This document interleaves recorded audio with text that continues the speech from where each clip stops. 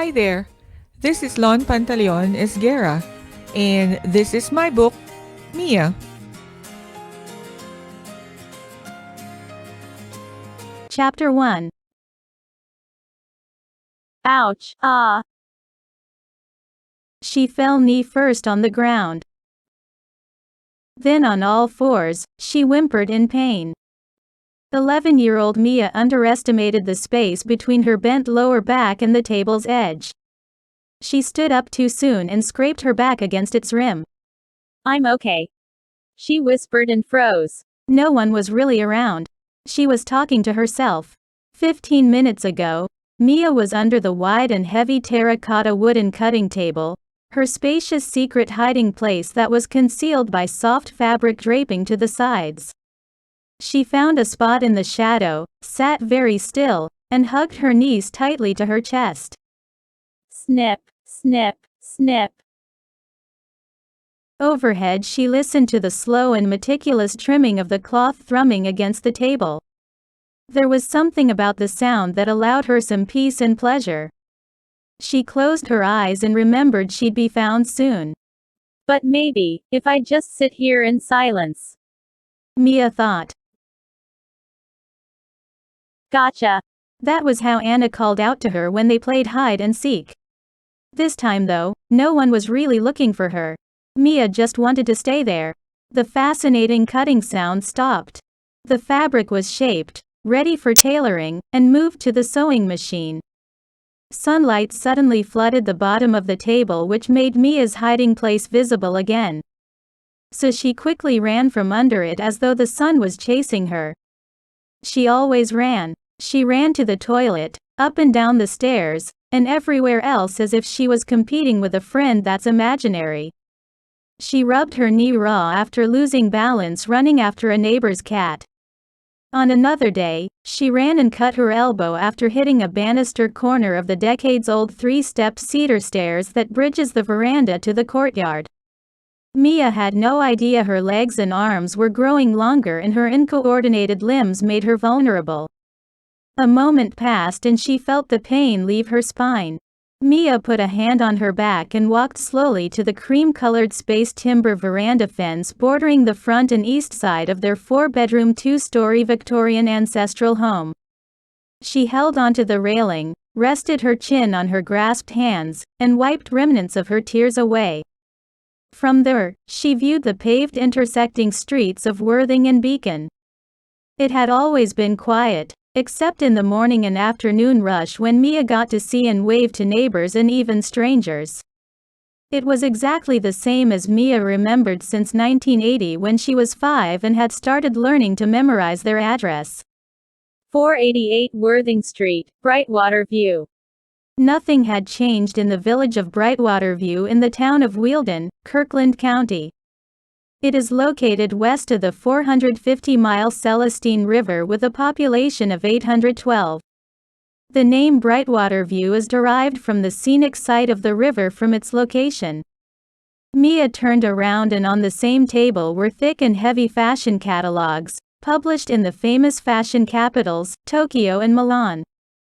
Barb had them purchased by her cousin in New York and shipped to Brightwater View a year ago. Fashion was something Mia had very little knowledge about, but its interesting and glossy cover had always invited her to look.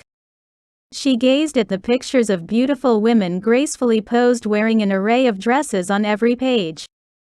Oh, that blouse is beautiful.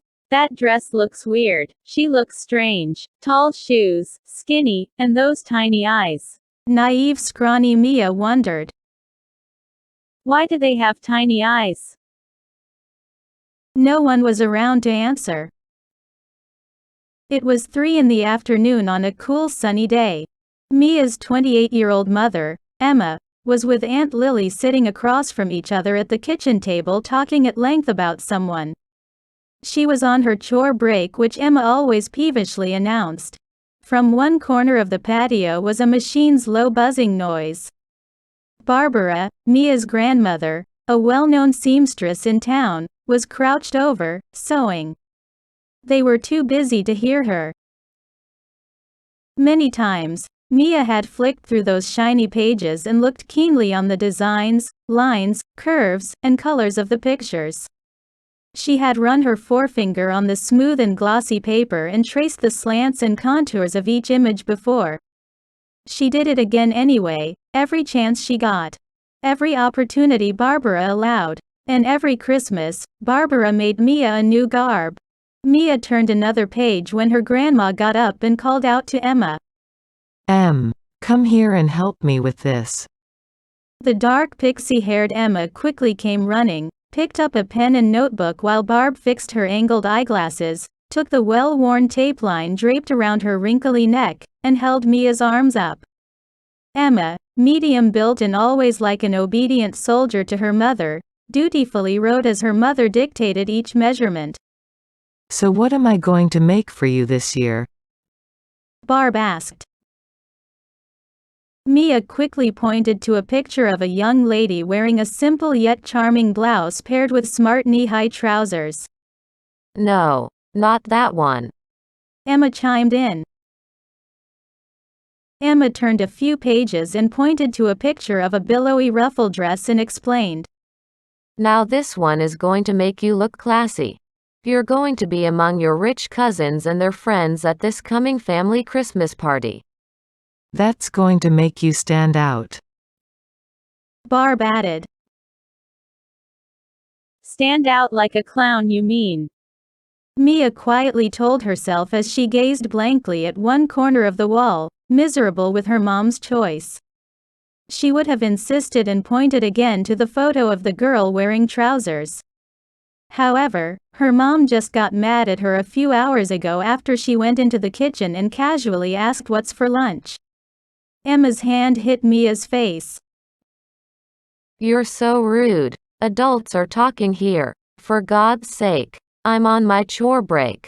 Mia turned around, slowly walked away, and was convinced her mom and Aunt Lily's conversation must truly be important. Anna, as avidly mentioned in their conversation, is the neighbor's sweet and pretty daughter who's 5 years Mia's senior. She often came over to play with Mia but had lately been unavailable.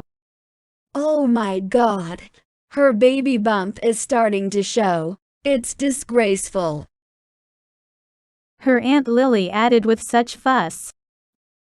Adult talk, I shouldn't be rude. Mia reminded herself. I'll just be quiet.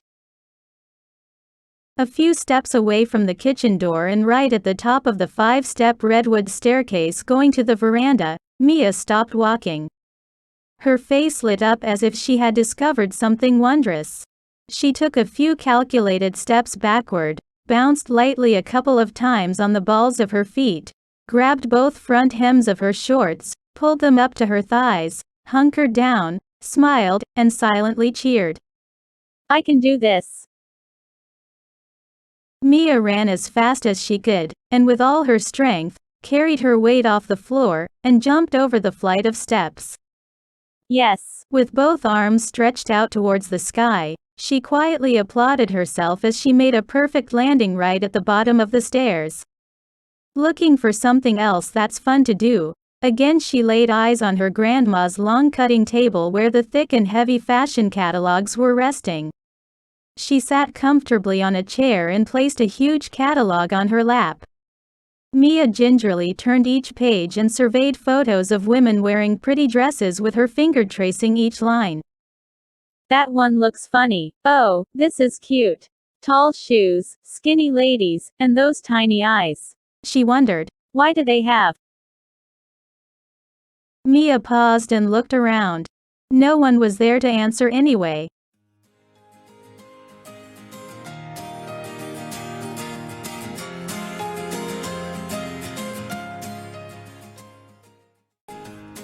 Hey, thank you for listening to Chapter 1, Part 1 of my book, Mia. Chapter 1, Part 2 will be next. God bless and have a great week.